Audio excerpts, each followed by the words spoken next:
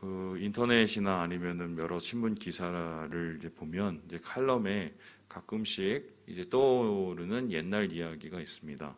뭐 이런 건데요. 옛날 중국의 한 왕이 세상에 이제 지혜를 다 모아서 그것을 종합해 보라고 책으로 만들어 보라고 이제 신하들과 지혜로운 자들을 시켰죠. 그래서 이런저런 이제 동서고금을 다 모으고 또한 그 여러 가지의 자료들을 다 모아서 논의하고 또 그것을 책으로 편찬을 했더니 전체가 이제 12권의 책이 만들어졌다. 뭐 이런 얘기 있습니다. 그런데 왕이 그것을 받고는 야, 이 12권이면 너무 많다. 더 줄여라. 그래서 이게 또 토의를 거듭하고 학자들이 줄여서 이제 5권을 만들었는데 이제 왕이 이것도 너무 많다고 줄이라고 해서 이제 그때부터 이제 학자들이 머리를 쥐어뜯고 도대체 그러면은 이 지혜의 결정체는 무엇이냐 뭐 이렇게 논의를 하다가 한 줄로 줄였다고 그러죠. 그 한 줄이 바로 이건데요. 보시죠. 천하의 막 무료 이겁니다. 이게 뭐냐면 세상에 공짜는 없다. 뭐 이런 얘기예요. 그래서 이게 이제 중국 고사라고 하고 또 여러 칼럼에 실리고 해서 전 진짜 중국 고사인 줄 알고 다 찾아봤는데 이 말이 어디에 실렸는지 전혀 나타나 있지 않아요.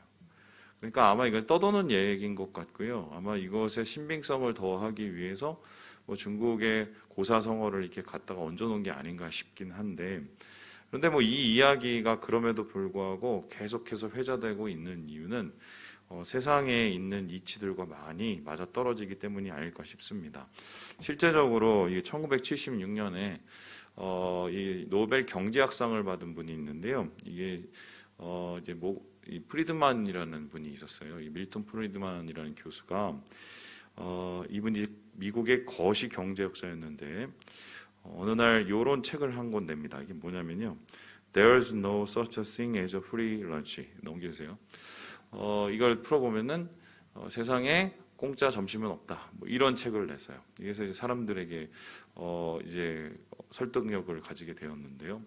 여기서 말하는 이제 공짜 점심이라는 것은 미국 서부에서 내려오는 개척 시대의 이야기하고 떨어지는데 이 그림에서 보듯이 이제 미국에 한 술집이 있었어요. 술집에서 있었는데 어떻게 하면 장사를 잘할까 이제 고민을 했습니다. 고민을 하다가 묘안을 하나 짜냈어요. 그 묘안이 뭐냐면 저녁에 와서 이제 술도 먹고 밥도 먹고 이런 사람들에게 그 다음 날 점심을 공짜로 제공해 주겠다. 이제 프리런치 이걸 한 거예요.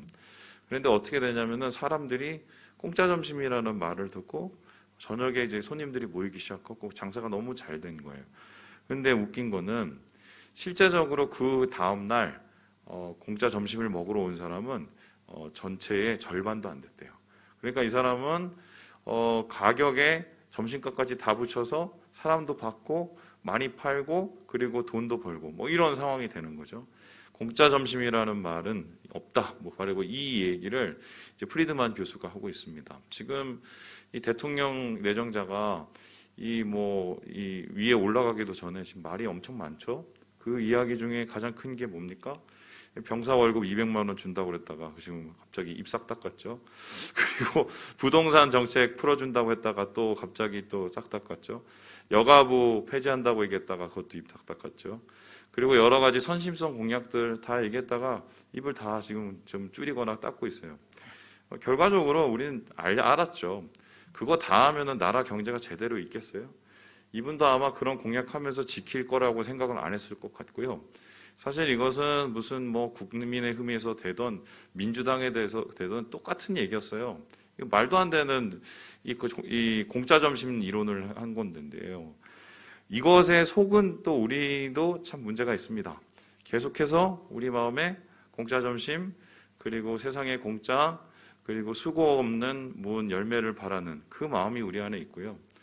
저도 사실 이 유혹을 떨치지 못한 게 예전에 제가 우리 교회 처음 왔었을 때 이제 냉장고 사려고 그러다가 에어컨이거든요. 에어컨 사려다가 사기를 당했어요. 80만 원 정도 사기를 당했는데 그때 왜 사기를 당했냐면 지마켓에서 신청을 해갖고 싸게 하다가 다른 데보다 한 20만 원이 싸더라고요. 그래서 이렇게 싼 데가 있나 해서 그 지마켓에 거기서 연락했더니 이게 뭐 날짜가 와도 오지를 않는 거예요. 그래서 제가 그 업체에다 직접 전화를 했어요. 그랬더니 그 업체에서 하는 말이 지금 너무 많이 밀려 있으니까 그 지마켓에서 한 걸 취소를 하고 직접 자기 사이트에 들어와서 결제를 하면은 빨리 해주겠다는 거예요. 그래서 제가 그 말을 믿고 가전 백화점이라는 그 사이트가 있었는데 거기에 들어서 결제를 했거든요.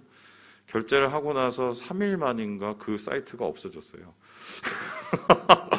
그리고는 돈을 80만 원을 날렸어요. 지금 웃는데 저희 아내한테 그것 때문에 몇 년을 제가 아주 볶였는데 거기에도 그 공짜 심리죠. 거기에 계속 사람들은 농락을 당하고 속고 있는 거죠. 그런데 신기하게 오늘 말씀에 읽어보면 공짜가 있어요. 그것도 그냥 공짜가 아니라 이 공짜 점심 수준이 아니라 완전 이 뭐 1+1도 아닌 완전한 공짜에 공짜를 더하는 그 공짜의 이야기가 나오는데요. 우리 함께 룻기서 2장 14절 말씀을 같이 한번 읽어보겠습니다. 14절입니다. 시작. 식사할 때에 보아스가 룻에게 이르되 이리로 와서 떡을 먹으며 내 떡 조각을 초에 찍으라 하므로 룻이 곡식 빼는 자 곁에 앉으니 그가 볶은 곡식을 주매 룻이 배불리 먹고 남았더라. 룻이라는 사람이 보아스라는 사람에게 이제 혜택을 입었는데 그 혜택 중에 많은 혜택 중에 가장 대표적인 혜택이 바로 식사의 혜택이었습니다. 이게 어떤 뜻이냐면 이런 겁니다. 룻이라는 여인이 나오미와 함께 이제 베들레헴으로 오게 되죠. 나오미는 고향이었지만 룻은 고향은 모압이었고 거기는 이제 낯선 이방 땅이었죠. 와서 먹고는 살아야 되니까 근처에 있는 밭에 가서 이삭 줍기를 하러 갑니다. 그런데 그때 마침 이 보아스가 열심히 이삭을 줍고 있던 룻을 보았어요. 그리고는 룻에게 공짜를 막 베풀어주기 시작하는데요. 첫 번째는 딴 밭에 가지 말고 여기서 하라고 해서 마음껏 이삭을 주실 수 있도록 혜택을 줍니다. 그리고 거기서 끝나지 않고 원래 자기 물을 떠와서 먹어야 되는데 물도 공짜로 줘요. 물도 여기 있는 물 같이 먹으라고 얘기합니다. 뿐만 아니라 이 여자고 혼자고 과부고 이방에서 왔으니까 보호해 줄 사람이 없잖아요. 그런데 이 보아스가 선뜻 자기가 이 룻에 대한 보호를 해줄 것을 얘기하면서 자기의 여종들과 함께 같이 있으면서 그들과 함께 다니라고 얘기하면서 그를 보호해 주기까지 합니다. 여기서 이제 끝난 게 아니죠. 이 은혜는 더 시작이 돼서 끝을 보는데요. 이 보시다시피 식사에 참여시켜요. 근데 여기서 말하는 식사라는 것은 우리가 생각하는 그 식사를 훨씬 뛰어넘는 식사인데요. 유대인들이 같이 떡을 떼고 그 떡을 또 같이 뭐 이렇게 소스에 같이 찍고 같이 먹는다는 것은 우리나라에서 그 된장찌개 같이 그 그릇에 숟가락 담그는 거하고 똑같은 거거든요. 지금 가족도 안 그러지만. 그래서 지금 이 룻을 가족처럼 여기는 거예요. 그러니까 이 룻이라는 사람은 모압 여인인데다가 과부인데다가 그리고 그는 사실 굉장히 어려서 여러 가지로 이런 혜택을 받을 수 없는 사람인데 이러한 여인을 자기의 가족과 같이 그 공동체 안에 편입을 시키고 그가 살아갈 수 있는 앞으로의 길을 열어주는 정말 이 키다리 아저씨 역할을 지금 이 보아스가 자처를 하고 있는 것이죠. 그래서 이러한 보아스의 이 선행, 룻을 향한 이 처우가 룻이 너무 신기한 거예요. 분명히 자기가 살아온 인생은 공짜가 없었는데 공짜는커녕 자기 걸 오히려 뺏어가는 세상이었는데 어떻게 이렇게 이 사람이 나에게 대우를 해줄까? 그러면서 보아스에게 이렇게 이야기를 합니다. 우리 함께 10절의 말씀을 같이 한번 읽어보도록 하겠습니다. 10절입니다. 시작. 룻이 엎드려 얼굴을 땅에 대고 절하며 그에게 이르되 나는 이방 여인이거늘 당신이 어찌하여 내게 은혜를 베푸시며 나를 돌보시나이까 하니. 그러니까 완전히 엎드리죠. 너무 감사한 것도 있고 도대체 이해되지 못할 이 처우를 자기가 어떻게 받아들여야 될지 모르는 것이었습니다. 그래서 이 학자들은 이 룻의 10절의 이야기를 어떻게 받아들이냐면 저한테 바라시는 게 있습니까? 대가가 있습니까? 이렇게 물어본다는 거예요. 그래서 심지어는 심하게 표현하는 사람들은 자기에게 어떤 성적인 어떤 그런 것을 요구하는 것이 아닌가. 그래서 이러한 여러 가지의 혜택을 주는 게 아닌가. 이렇게까지 생각을 했다고 말하시는 분까지 있습니다. 그 정도로 이 룻이 살던 시대 그리고 보아스가 살던 시대는 함부로 남에게 공짜를 주는 시대가 아니었거든요. 그 시대는 어떤 시대였냐면 사사의 시대였고, 사사의 시대는 자기가 왕이 되는 시대였습니다. 자기가 왕이 돼서 자기 멋대로 살기 때문에 쓰면 뱉고 달면 삼키고 자기의 이익에 따라 모든 사람들을 좌지우지하던 그런 시대였어요. 근데 그런 시대에서 공짜라는 것은 기대할 수 없죠. 그 공짜가 없고 공짜보다 더한 것을 요구하는 시대에서 어떻게 이 룻은 이런 일이 나한테 있을 수 있지? 이러면서 보아스에게 질문을 합니다. 그런데 여기서 이 룻의 질문에 우리가 좀 눈여겨보아야 될 단어가 있습니다. 바로 이 단어인데요. 헨이라는 단어예요. 이 헨이라는 단어는 우리나라 말로 번역되기를 은혜라고 번역이 됩니다. 이 헨에서 출발한 말이 여러분 잘 아시는 헤세드, 인내인데요. 이 은총을 나타내는, 은혜를 나타내는 이 헨이라는 단어를 쉽게 설명하면 공짜예요, 공짜. 어떤 사람이 대가 없이 나에게 주는 것, 어떤 사람이 전혀 관계도 없는데 나한테 주는 그 호의를 말할 때 헨, 공짜, 은혜라고 얘기합니다. 그래서 이 룻의 생각에는 공짜가 없는데 어떻게 나한테 공짜를 이렇게 해주시죠? 도대체 원하시는 게 뭡니까? 내가 이걸 어떻게 받아들여야 됩니까? 이런 여러 가지의 생각 속에서 지금 이 보아스에게 질문을 하는데, 이 보아스는 이에 대해서 다음과 같이 대답을 합니다. 우리 함께 12절의 말씀을 같이 한번 읽어보죠. 시작. 여호와께서 내가 행한 일에 보답하기를 원하며 이스라엘의 하나님 여호와께서 그의 날개 아래에 보호받으러 온 내게 온전한 상 주기를 원하노라 하는지라. 룻에게 왜 이러한 은혜를 주는지를 보아스에게 묻자, 이 보아스는 그에 대해서 두 단어를 써요. 보답, 두 번째는 상이라고 말했습니다. 보답이라는 말은 뭡니까? 한마디로 어떤 일을 했을 때 그 일에 대한 뭐예요? 대가를 주는 거예요. 그리고 상이라는 것은 무엇입니까? 어떠한 업적이나 어떠한 좋은 일을 했을 때 그에 대한 뭐예요? 보상을 주는 것을 뜻합니다. 그래서 지금 이 보답, 보상이라는 말을 쓰면서 내가 이렇게 하는 것은 하나님의 보답이며 보상이다라고 얘기를 합니다. 그러니까 이 보아스라는 사람은 룻을 그동안 봐온 거예요. 특별히 여기 보니까 내가 행한 일이라는 말이 있지 않습니까? 룻이 어떤 일을 행했는지 보았고, 그것을 보면서 이 사람한테는 대가를 줘야겠구나, 이 사람한테는 보상을 줘야겠구나, 이렇게 판단을 한 겁니다. 그렇다면은 어떠한 일을 했길래 이런 보답과 보상을 받을 수 있었을까? 말씀을 쭉 살펴보면 룻이 행한 일 중에 가장 대표적인 일이 있습니다. 뭡니까? 자기만 잘 먹고 잘 살려고 떠난 것이 아니라 자기 시모, 자기의 시어머니 나오미와 끝까지 함께하기로 작정을 한 거예요.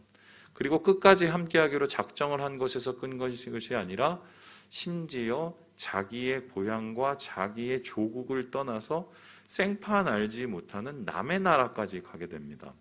이 남의 나라까지 간다는 것은 고향을 버리는 것이자 동시에 자기가 살아왔던 생활 기반을 전부 버리는 것이고, 그나마 자기에게 익숙하고 자기가 의지할 모든 것을 버리는 것을 뜻해요.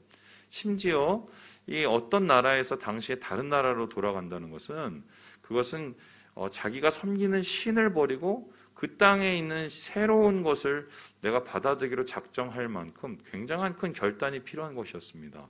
그래서 이 룻의 이 결단을 보면 무엇이라고까지 얘기하냐면, 어머니가 가는 곳에 내가 가고 어머니가 죽는 곳에 나도 묻히기를 원합니다 라고 얘기를 해요. 그러니까 죽기 살기로 결단을 한 거죠. 자, 그러면은 생각을 해봅시다. 룻이 왜 이렇게 시모를 따라가기로 결정을 했을까요? 우리가 추측컨대 이 나오미가 아마 룻에게 했던 따뜻한 일들이 있었겠죠. 그리고 룻에게 해줬던 그 온정들이 있었을 거예요. 그게 아마 룻의 마음에 이 변화를 일으킬 수 있어요. 그런데 1장을 살펴보면 이 나오미라는 이 사람의 며느리는 룻만이 아니었어요. 오르바라는 여인이 있었고 룻이 있었습니다. 그런데 똑같이 온정을 받았겠죠. 똑같이 나오미와 함께 릴레이션십을 맺고 친밀함이 있었겠죠. 그런데 오르바는 떠났어요. 룻은 함께 했어요.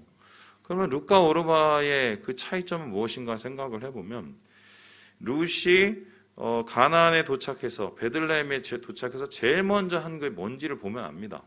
제일 먼저 뭘 했냐면요. 먹을 것을 찾아 나서요. 그러니까 룻은요. 왜 이 나오미와 함께하기로 작정을 했을까? 나오미를 사랑한 것도 맞지만 정확하게 표현하면 나오미를 걱정했던 거예요. 저렇게 과부의 몸으로 아무리 돌아간다고 해도 이미 연세가 있고 나이가 있는 저분이 앞으로 어떻게 살아갈 것인가, 뭘 먹고 살아갈 것인가, 노동도 제대로 하지 못하는 저분이 하면서 그것이 룻의 마음에 상당히 큰 부담이 됐을 거예요. 그런데 오르바도 그러한 부담이 있었지만 그 부담을 쉽게 좀 어렵겠지만 내려놨거든요. 하지만 룻은 그 부담을 포기하지 않았어요. 그리고 어떻게 합니까? 시어머니를 먹여 살리기 위해서 같이 길을 떠난 거예요. 그의 인생을 어떻게 보면 낭비한다고 볼 수도 있는데 이러한 이 시어머니를 향한 인내의 모습, 배려의 모습, 그리고 과도한 친절의 모습을 보여주게 되는 겁니다. 그래서 오늘 이 보아스가 얘기하는 네가 행한 일이라는 것은 뭐냐면 네가 룻이 나오미에게 했던 과도한 배려예요. 그것을 가르쳐서 우리는 뭐라고 얘기하냐면 헤세드, 인애라고 합니다. 공짜죠. 그에게 주는 은혜. 그런데 그 은혜를 내가 보았기 때문에 내가 거기에 대해서 또 다른 은혜로 너희에게 보답하고 보상한다고 얘기를 합니다. 그러니까 이게 어떻게 됩니까? 룻이 나오미에게 은혜를 베풀고, 그죠? 보아스는 다시 그것을 보고 어떻게 해요? 룻에게 은혜를 베푸게 되는 거죠. 이것을 어떻게 보면 이제 그 은혜의 사이클, 은혜의 도미노다 이렇게 얘기할 수 있는데요. 송병현 교수는 이러한 모습을 다음과 같이 기록을 하고 있습니다. 우리 같이 한번 읽어보죠. 시작. 한 이방 여인의 선행이 주변 사람들에게 감동을 주었을 뿐만 아니라 그녀처럼 선행을 행하도록 자극제가 되고 있다. 아름다운 일은 이처럼 전형성이 강하다. 우리 교회가 서로를 배려하고 사랑하는 따뜻한 공동체가 되기를 원한다면 내가 먼저 배려하고 사랑하면 된다. 그러니까 이러한 이 따뜻한 선순환, 그러니까 이 은혜의 선순환이 바로 공동체를 아름답게 만들고 공동체를 공동체답게 만드는 핵심적인 원리라고 이야기를 해요. 보통 사람들은 이렇게 얘기를 합니다. 네가 줘야 내가 주지. 네가 잘해야 내가 잘하지. 그리고 항상 뭐합니까? 나한테 잘해. 이 소리는 뭐예요? 네가 잘해주면 기브 앤 테이크라는 소리입니다. 근데 기브 앤 테이크를 하면은 항상 생각을 해보세요. 주는 사람이, 먼저 주는 사람이 잘 없어요. 쉽게 설명하면 이런 거죠. 어릴 때 막 유치하게 싸우잖아요. 막 애들끼리 막 멱살을 딱 잡고 싸우죠. 이 자식이 막 싸웁니다. 그럼 쟤도 나한테 멱살을 잡죠. 그러다가 어떻게 합니까? 야, 그만 싸우면 먼저 나. 누가 먼저 놉니까? 안 나요. 나중에 누가 같이 노라고 해야도. 이 멱살도 우리가 그렇게 못 내려놓는데 반대로 누구를 향한 배려와 누구를 향한 선행을 또 그런 은혜를 베푼다는 것은 사실은 이건 쉽지가 않죠. 룻도 대단한 일을 한 거고 보아스도 대단한 일을 한 겁니다. 그리고 사실 따져보면 보아스는 아무리 룻의 모습이 그렇게 아름다워 보여도 보아스 자신하고 상관이 없는데 왜 은혜를 베풀겠어요? 보아스가 보상을 하고 보답할 이유가 없지 않습니까? 어쨌든 남인데. 그렇다면 이 룻의 마음과 보아스의 마음에 이런 과도한 친절과 배려와 선행에 다른 이유가 있기 때문이죠. 그 다른 이유는 무엇일까요? 이 말씀을 쭉 읽다 보면 룻기에 나타나는 한 가지가 있어요. 하나님 마음이에요. 그러니까 룻이 그 마음의 출발이 언제부터 시작이 되는지는 모르겠지만 그의 모습과 그 나오미에 대한 그의 친절 속에는 하나님의 마음이 보인 겁니다. 반면에 보아스가 언제부터 룻의 이야기를 또 듣고 또 룻에 대한 관심을 가졌는지 모르지만 룻의 모습을 보고 하나님의 마음으로 그 영혼을 보살피기로 작정을 한 거죠. 어쩌면 이러한 하나님의 마음을 가진 사람들이 서로에 대한 은혜를 나누고 베풀고 또한 그것을 통해서 주의를 또 선하게 만들어가는 과정 속에서 이 공동체가 세워지고 공동체가 새롭게 변화되는 거죠. 이 룻기가 사사기 뒤에 위치한 이유가 바로 이거예요. 사사기에 이스라엘의 망하는 모습이 나타나 있지 않습니까? 이스라엘이 왜 망했나요? 서로 물고 뜯다가 망했어요. 서로 네가 먼저, 내가 먼저, 내가 먼저 할래, 내가 왕이야 하다가 망했어요. 은혜를 먼저 나누고 은혜를 나눈 게 아니라 자기 마음속에는 욕심을 먼저 채우려다가 그 공동체가 개판이 된 거란 말입니다. 그래서 하나님께서는 욕심만 채우고 은혜가 없어서 쫄딱 망해가는 이스라엘의 모습을 바라보면서 이렇게 망해가는 이스라엘에게 살 길은 무엇이냐, 회복될 길은 무엇이냐, 다시 이스라엘이 주님 안에서 부흥할 수 있는 길은 무엇이냐, 이 작은 마을에 이 아름다운 은혜의 이야기를 그 열쇠로 내놓는 거죠. 먼저 행하는 은혜, 이유 없는 공짜, 그것을 통해서 하나님께서는 역사를 하시고 그러한 하나님의 마음을 품은 자를 통해서 하나님께서는 새로운 시대를 만들어 간다고 얘기하고 계시는 거예요. 제가 먼저 우리 교회에 왔었을 때 아직도 기억합니다. 제가 뭐 비난하려고 그런 거 절대 아니고요. 처음에 제가 왔었을 때 교회 그 예산이요, 한 해에 제가 알기로는 7천만 원도 안 됐어요. 그래서 목사님 사례 채우고 교회 살림하고 빚 갚으면은 그냥 빠듯한, 그래서 뭐 사업하기도 되게 힘든 그게 우리 교회 재정이었습니다.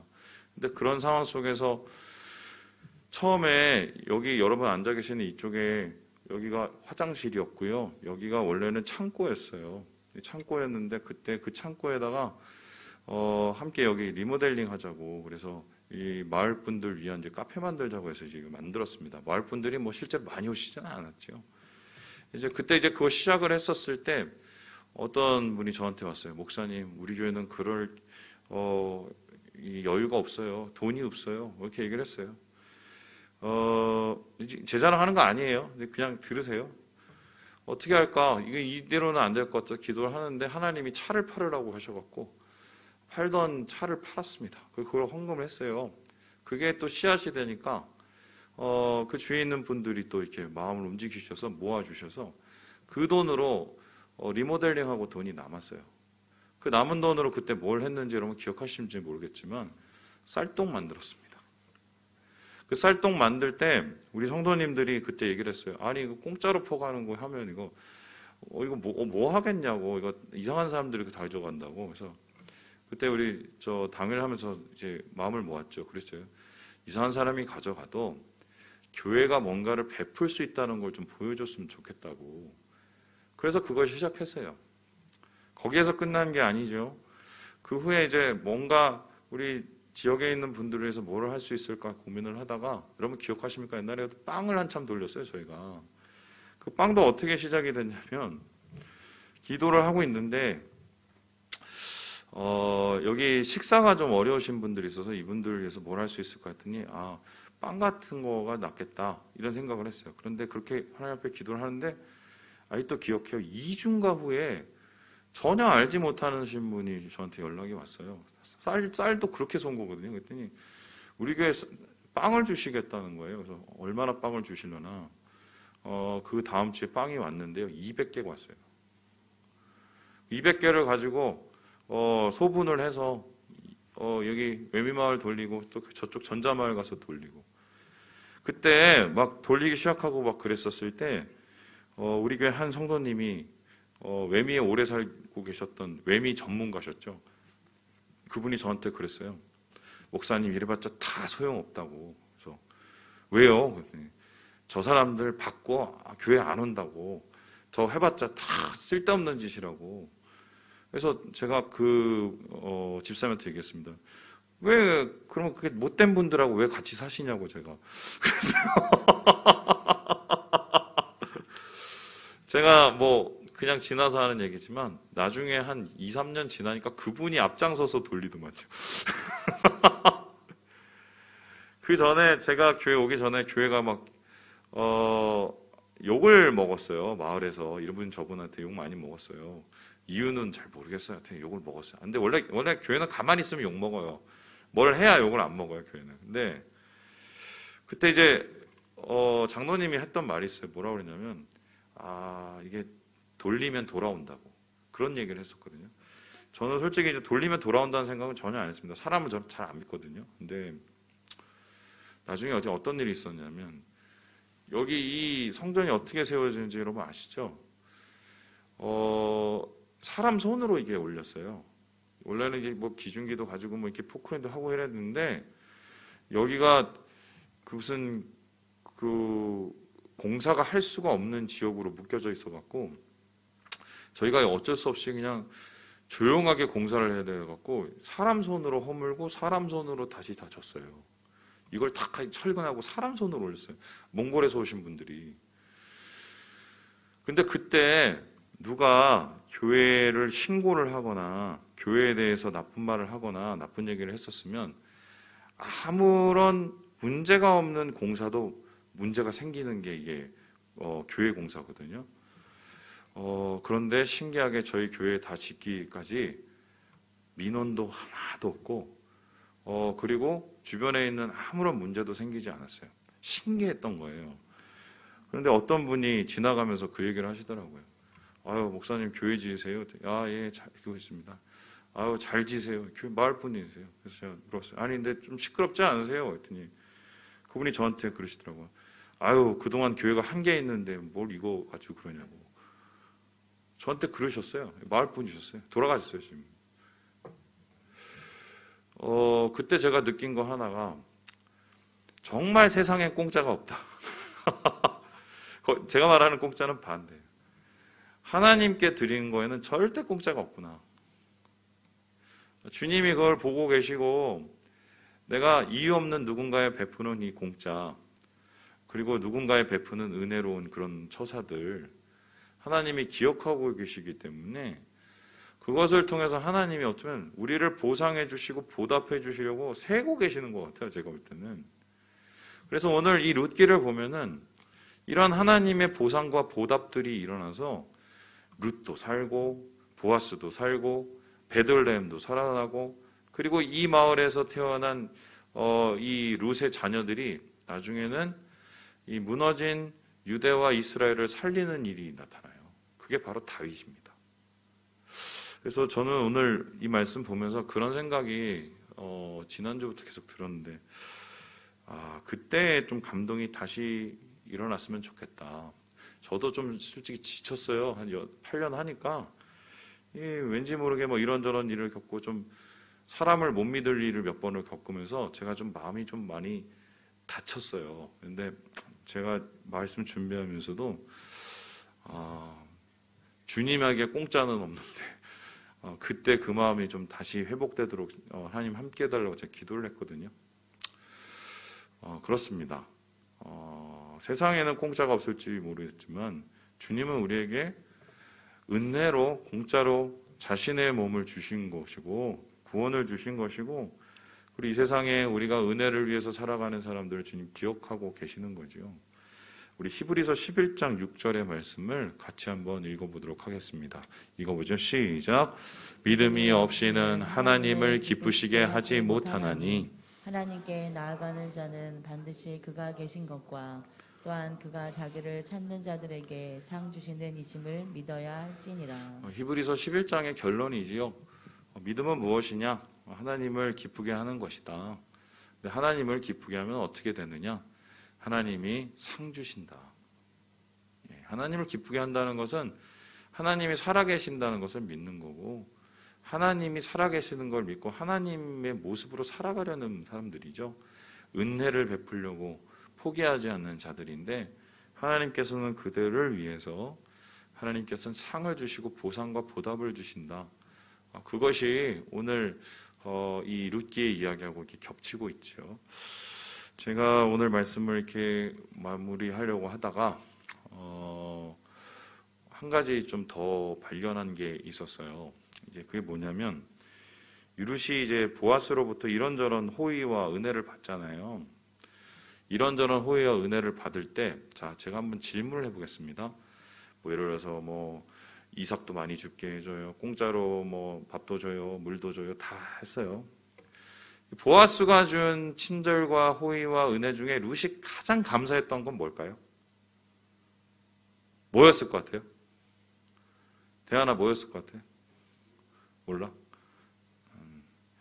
13절에 보면 그게 나와요. 우리 13절 같이 한번 읽고 마무리해 보겠습니다. 13절입니다. 시작. 룻이 이르되 내 주여 내가 당신께 은혜 입기를 원하나이다. 나는 당신의 하녀 중에 하나와도 같이 못하오나 당신이 이 하녀를 위로하시고 마음을 기쁘게 하는 말씀을 하셨나이다 하니라. 내가 너무 감사합니다라고 얘기를 하고는 뭐가 제일 감사합니다라고 했냐면 이삭을 죽게 해주셔서 고맙습니다. 아니면은 뭐 밥 주셔서 고마워요. 그리고 뭐 여기 보호해 주셔서 고마워요. 이런 얘기는 안 했어요. 딱 두 가지를 얘기했는데 첫 번째는 위로, 그리고 두 번째는 기쁘게 하는 말, 격려의 말이죠. 그러니까 룻이 가장 이 보아스로부터 받았던 호의 중에 가장 감사했던 게 위로의 말, 격려의 말이었어요. 이 소리는 뭐냐면 룻이 그 모압에서 베들레헴으로 왔을 동안에 뭐 우리가 추정을 해본다면 단 한 명도 위로와 격려를 해주지 않았던 거예요. 그래서 보아스가 해주는 그 인정해주는 말, 그리고 룻에 대한 어떤 그 마음을 알아주는 말, 그 말이 그의 마음을 참 너무 많이 감동시켰고, 아, 내가 잘못 산 게 아니네, 더 잘해야겠네, 이러한 이제 마음을 더 일으켜준 거죠. 우리 교회가 바로 이런 교회가 되어야 되지 않을까.